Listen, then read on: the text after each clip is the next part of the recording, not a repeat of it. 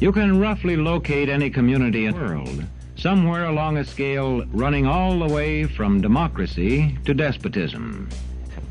One to the democracy end, another somewhere in the middle, and a third. Let's find out about despotism. This man makes it his job to study these things.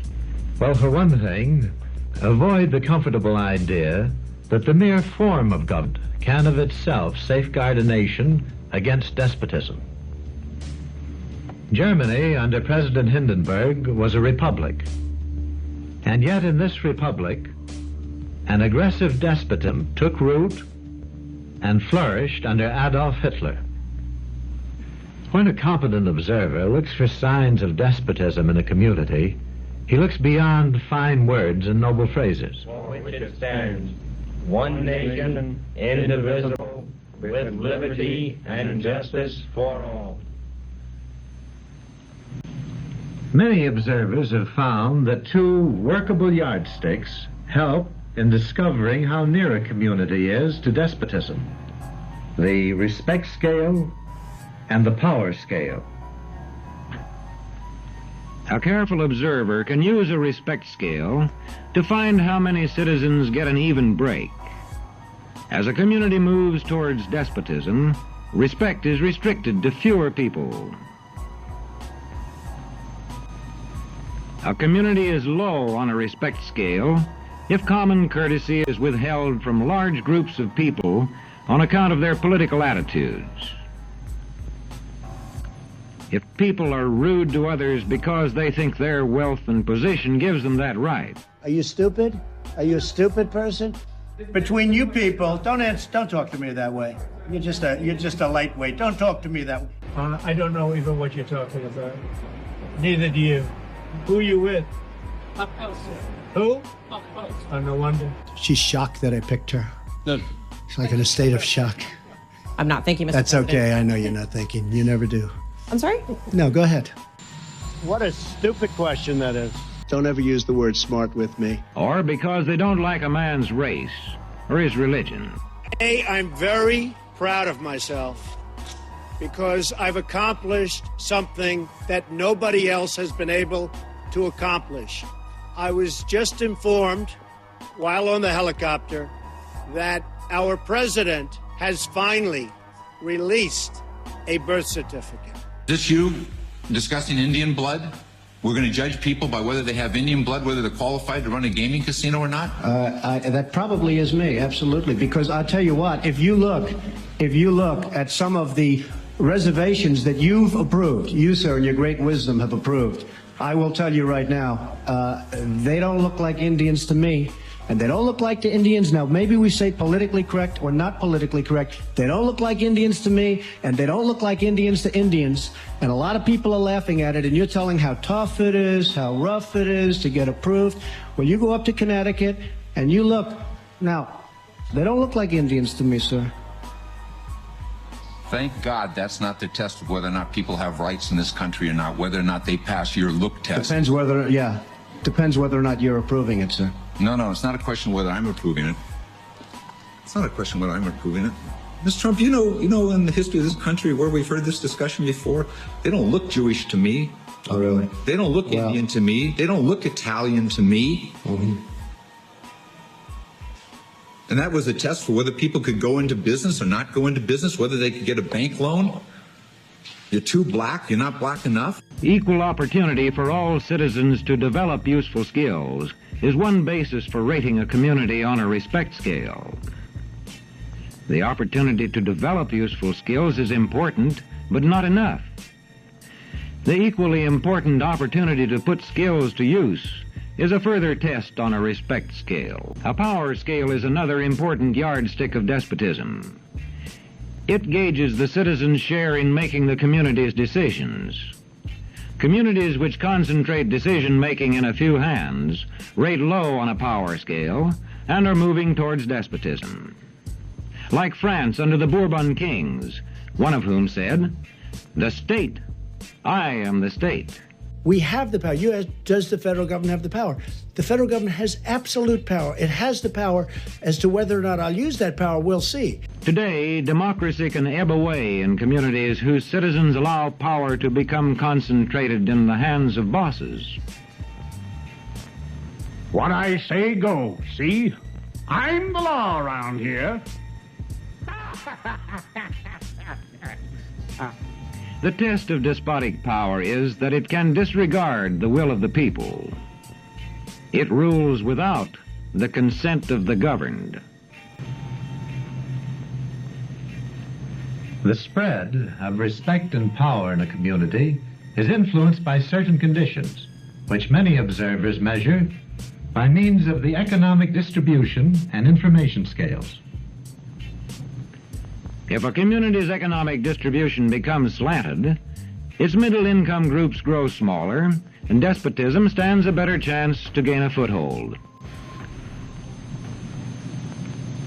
Let's reduce the 311 million Americans to just a representative 100 people. Make it simple.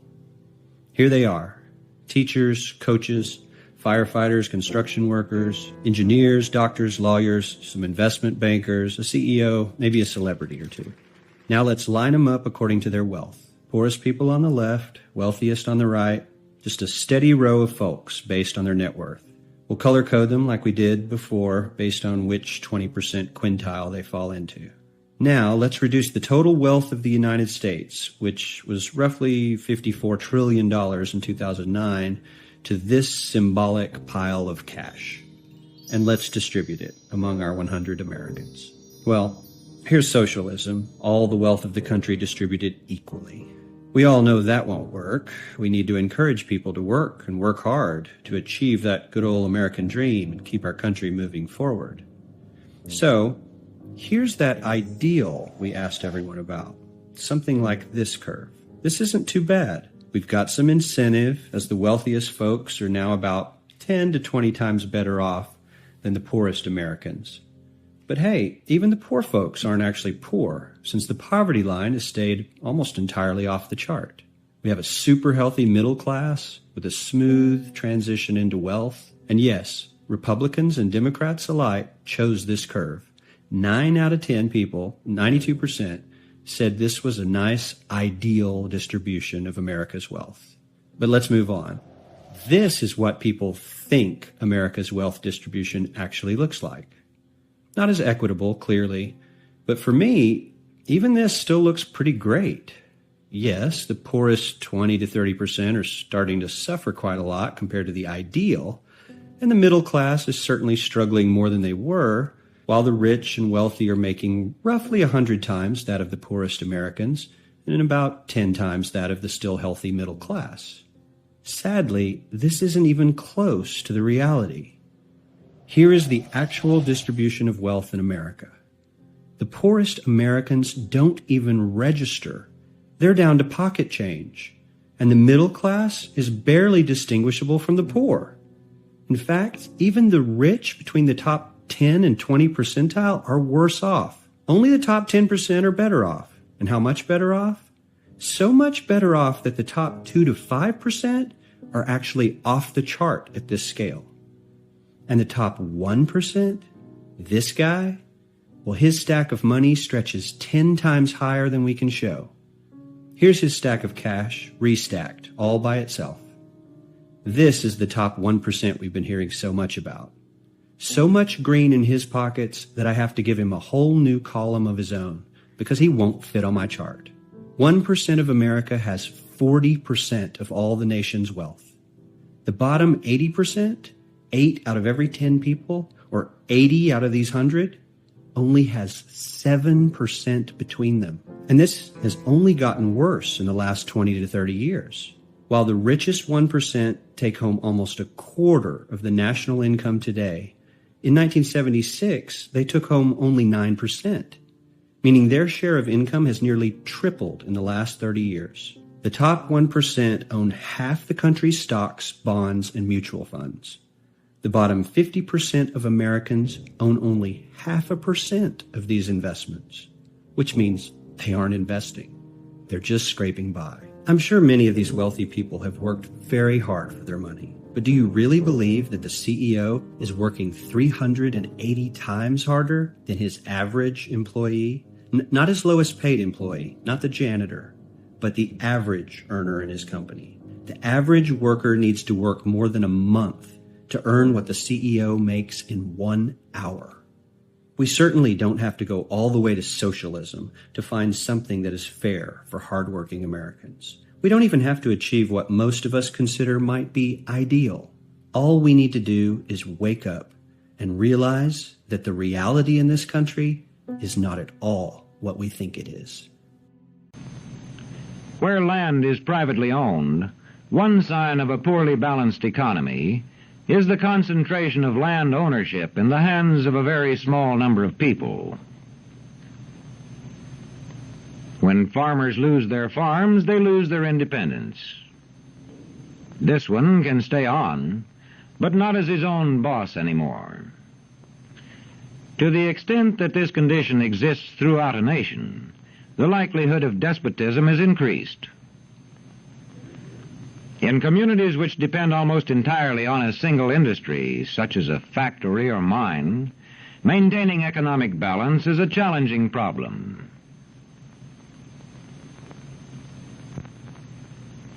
If this condition exists over the nation as a whole, so that the control of jobs and business opportunities is in a few hands, despotism stands a good chance. Another sign of a poorly balanced economy is a taxation system that presses heaviest on those least able to pay. A larger part of a small income is spent on necessities such as food. Sales taxes on such necessities hit the small income harder. I've definitely shopped smaller. I shop more tactically. You have to rotate more stores just to know what the individual good deals are. It takes more time. It's a time tax as much as a money tax. That tax, be it time or money, shared among other shoppers like Roy Robinson. Makes me feel terrible because I am spending more for food now versus, let's say, a year ago. And that's money that I, could have been spending somewhere else, especially for the holidays. And if books and newspapers and the radio are efficiently controlled, the people will read and accept exactly what the few in control want them to. Government censorship is one form of control. An individual approached U.S. Border Patrol officers with a 9mm semi-automatic handgun. The officers attempted to disarm this individual, but the armed suspect reacted violently. Fearing for his life and for the lives of his fellow officers around him, an agent fired defensive shots. Medics were on the scene immediately and attempted to deliver medical aid to the subject, but he was pronounced dead.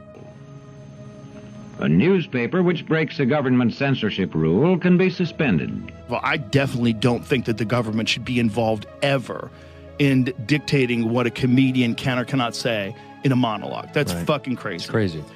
Now, if the problem is the companies, if they're being pressured by the government, so if that's real, and if people on the right are like, yeah, go get them, oh my God, you're crazy.